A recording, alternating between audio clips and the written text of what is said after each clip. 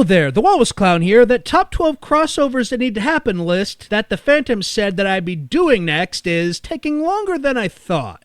So I'll be doing a few things in the meantime, starting with the second installment of What a Review, where I go over 3 pilot episodes. That's right, you heard me. You guys asked that I expand this to include other pilots other than that from What a Cartoon, and I've obliged. Although all 3 from this installment are from What a Cartoon. Anywho, see you after the title card. Order! Hit it! What? Review, view.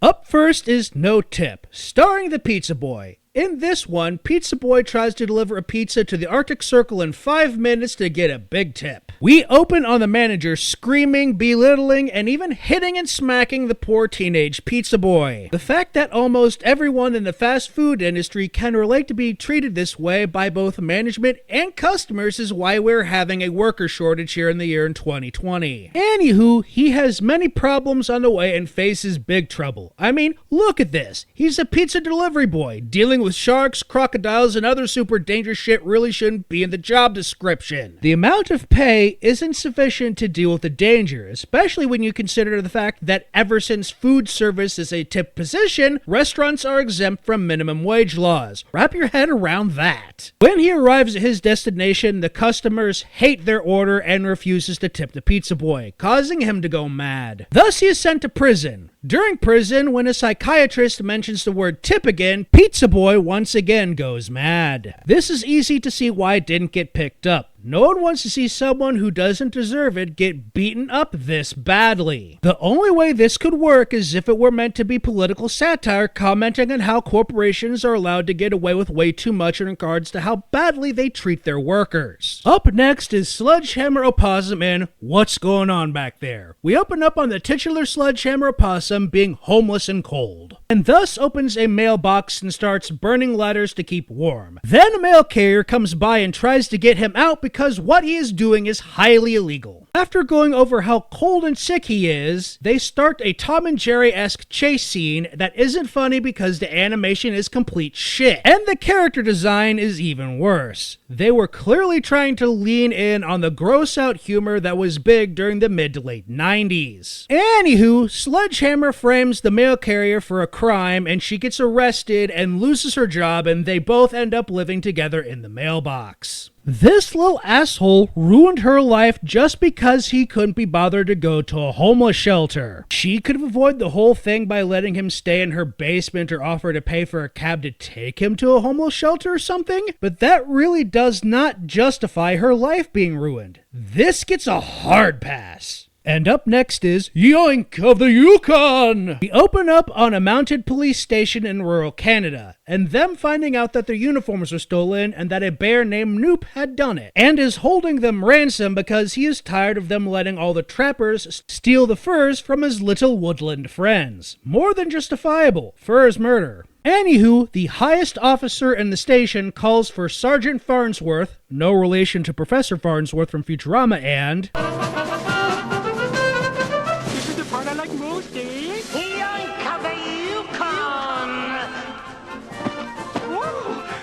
Sends 10,000 voltage up through my tail to the tip of my topper. Whoa, whoa. Then we get a montage going between Yoink trying to sniff out the bear and getting Sergeant Farnsworth hurt in some way, and musical montages with really funny lyrics. Here, take a listen. Yoink of the Yukon, he sneezed and like that. His nose is nothing, not even a speck.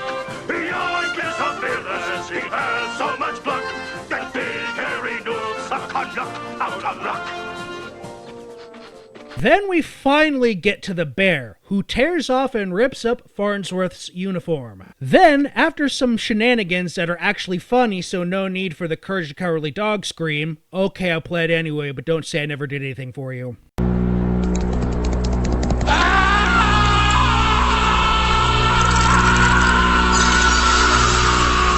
Yoink and the bear come to a compromise, and he orders the animals clothing from the Home Shopping Network. And we end on a gag of Sergeant Farnsworth being in a dress for some reason. I could really see this working. I had to leave out a lot of the strong wordplay jokes they put in, and Yoink himself is just so darn likable. It's a duo comedy, but it works. You put a stuffy, by-the-books uptight with an eager novice at that job that keeps screwing up but doesn't really mean any harm, and you have a decent comedy. Anywho, bar anything stupid happening, I should have that crossovers list done and out by next week. That's it for this installment. Don't forget to like, comment, subscribe, click the bell, and turn on notifications. I'm the Walrus Clown signing out. See you next time, and stay fresh, cheese bags. Boo!